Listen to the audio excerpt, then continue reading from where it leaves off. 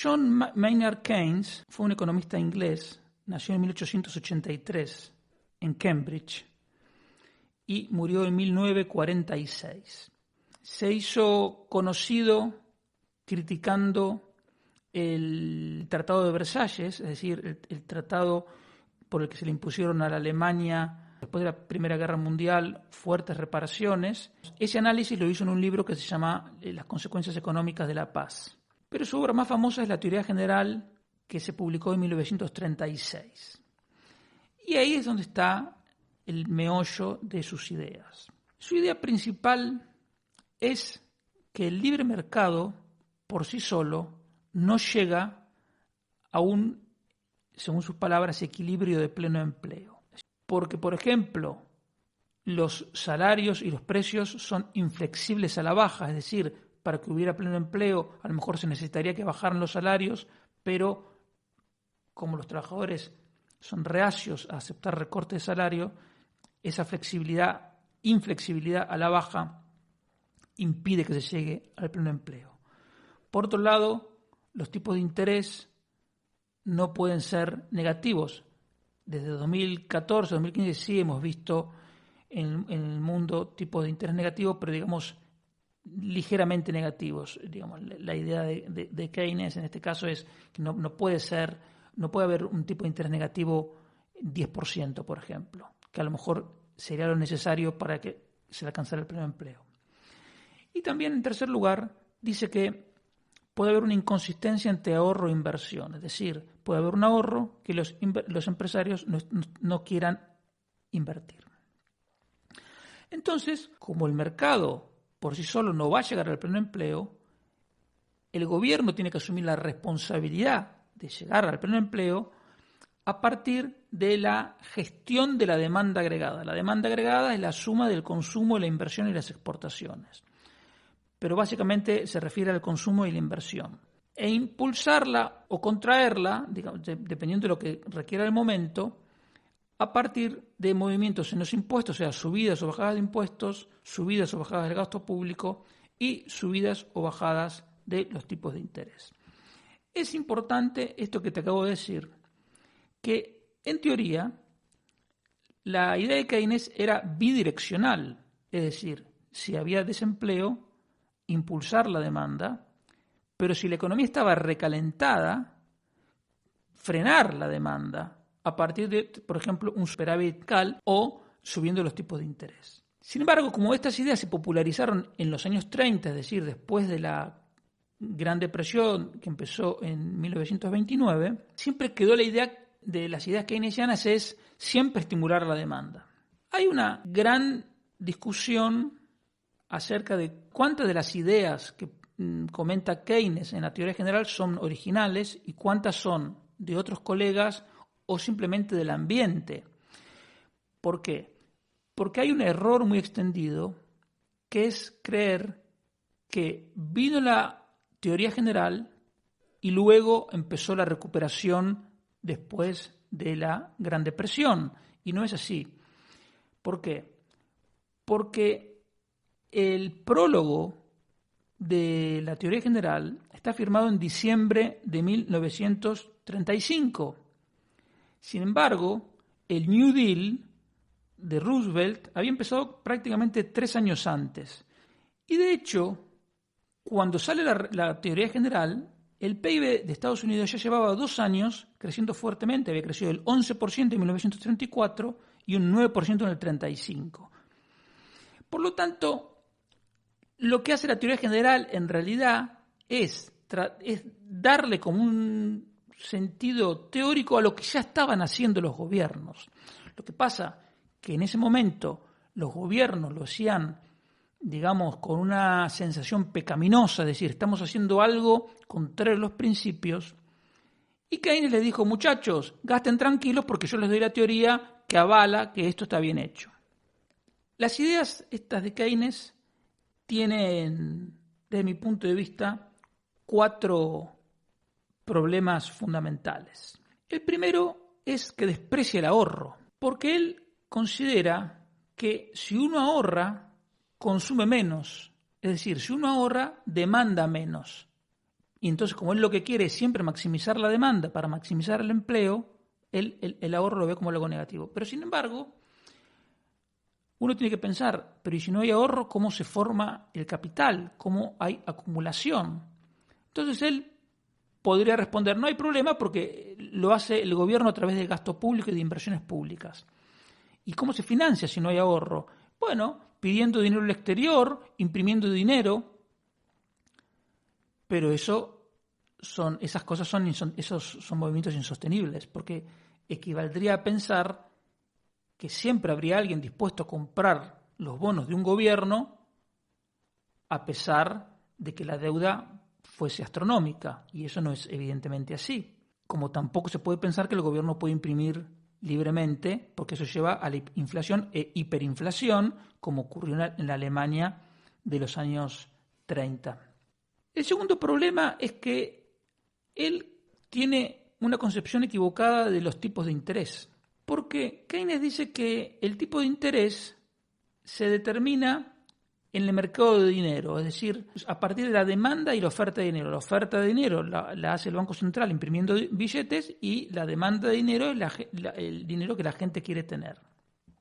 Pero ahí hay un error, porque lo que surge de la oferta y la demanda de dinero no es el tipo de interés, es el valor de la unidad monetaria, es decir, cuánto vale esa moneda. Si la gente no quiere tener esa moneda, como el peso argentino, por ejemplo, esa moneda vale muy poco. Y eso no tiene nada que ver con el tipo de interés.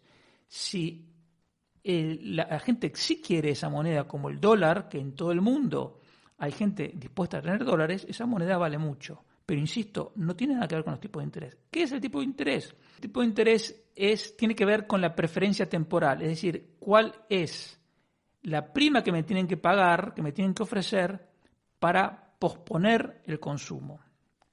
El tercer problema, que es el que complica nuestra vida cotidiana, es que favorece el intervencionismo y el avance del Estado. Y esto tiene a su vez dos problemas. En primer lugar, porque supone que el gobierno tiene una información, tiene un conocimiento perfecto y sabe cuál es el nivel de gasto público, cuál es el nivel de impuestos, cuál es el nivel de los tipos de interés correcto. Y eso no lo sabe nadie, porque nadie sabe cuál es en este momento la preferencia temporal de todos los que actuamos en el mercado. De hecho, el gran problema que estamos teniendo en 2022, y lo venimos ya teniendo desde hace años, es que los bancos centrales, que todos vienen con una metodología keynesiana, fijan los tipos de interés, aunque no tienen los conocimientos para hacerlo. No es porque sean tontos, es que nadie los tiene, y eso genera problemas. Las ideas de Keynes estimulan el avance del gobierno como si tuviera una información perfecta que no tiene, y eso ya de por sí genera problemas. Pero es que además, cuanto mayor es el gasto público en una economía, menos eficiente es esa economía. ¿Por qué? Porque más recursos se asignan con criterios políticos en lugar de aplicarse con criterios de mercado. Y al final, esos errores de política económica, esos errores en la fijación de tipos de interés, que también muchas veces se definen a través de presiones políticas, generan crisis. Entonces, la forma de resolverse esas crisis, por esos errores de intervención pública, es a través de la liquidación de las inversiones equivocadas. Lo que tal vez es el problema mayor de las ideas keynesianas es que al promover el avance del Estado, al final va contra la libertad individual. En la edición alemana de la Teoría General de 1936, es decir, una edición que apareció en Alemania en pleno nazismo, en pleno auge del nazismo, dice abiertamente que esta teoría puede aplicarse mucho más fácilmente en un Estado totalitario. O sea, Keynes lo tiene claro. Sus ideas se aplican mejor en un Estado totalitario que en un Estado democrático de libre mercado. Solo por eso tendríamos que tener mucho cuidado cuando alguien se presenta como keynesiano. Yo, personalmente, rebato la idea fundamental del keynesianismo, es decir, que el libre mercado no puede llegar al pleno empleo. Ahora, ¿a qué libre mercado se refiere? Ellos pueden decir, que en la crisis de 1929 y años posteriores, la intervención pública era muy baja, es verdad, no había salario mínimo, es verdad, las regulaciones laborales eran muy bajas, el gasto público era bajo, los impuestos eran bajos, etcétera, y sin embargo una tremenda crisis. Es verdad. El problema es que todo el sistema económico estaba distorsionado, como lo está en la actualidad, porque los bancos funcionan con el sistema de reserva fraccionaria. ¿Eso qué quiere decir? Que un banco nace, da 1.000 euros de crédito con su propio capital. Esos 1.000 euros se transforman en un depósito. De ese depósito, el banco guarda un 2 o un 3% y presta los otros 970 euros, que a su vez se transforman en un nuevo depósito. Guarda un cachito y el resto lo represtan, y así sucesivamente. Entonces, quiero decir, con muy poco dinero se genera una cantidad de crédito que no está respaldada por ahorro real.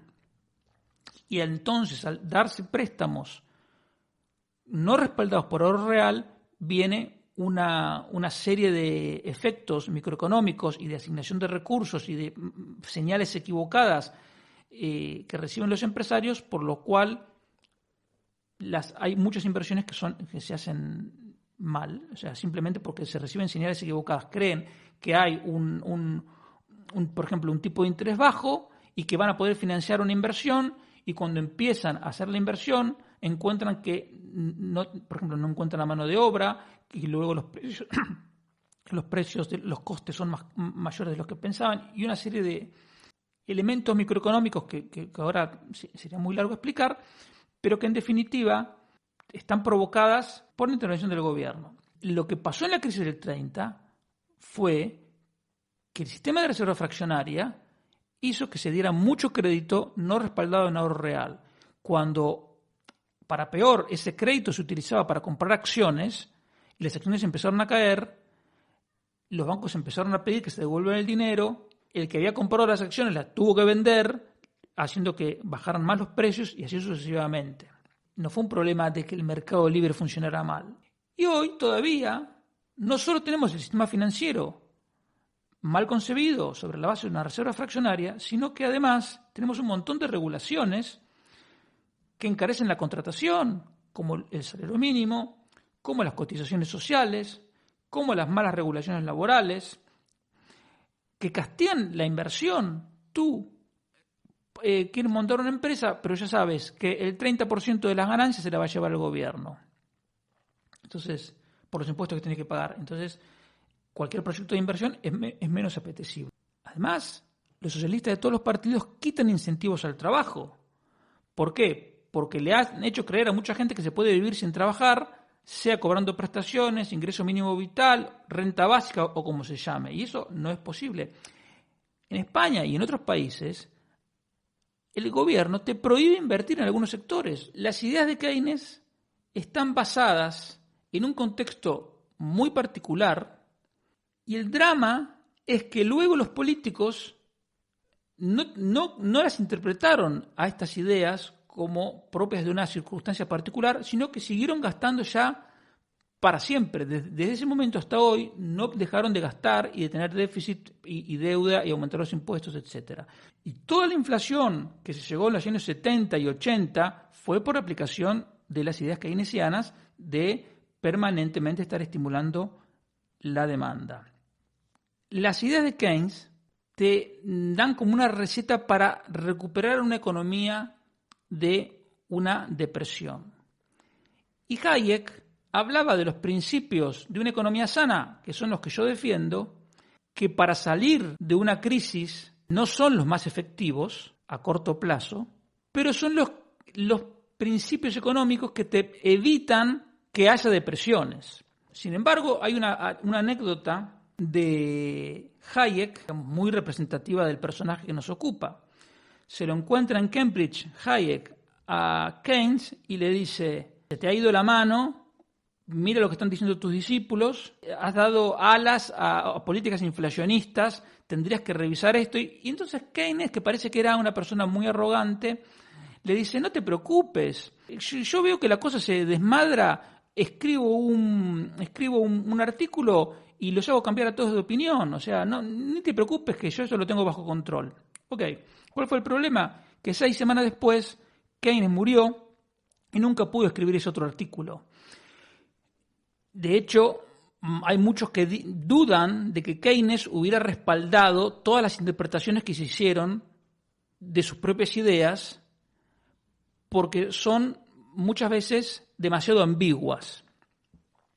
Lo concreto es que hoy la política económica en todo el mundo sigue estando basada en las ideas keynesianas, en esencia, y eso es negativo porque le da mucho poder a los políticos, poco poder a la sociedad y además genera crisis recurrentes que no son por culpa del capitalismo, no son por culpa del libre mercado, sino justamente por lo contrario, por el exceso de intervención estatal, el exceso de gasto público, de deuda, de déficit y de impuestos.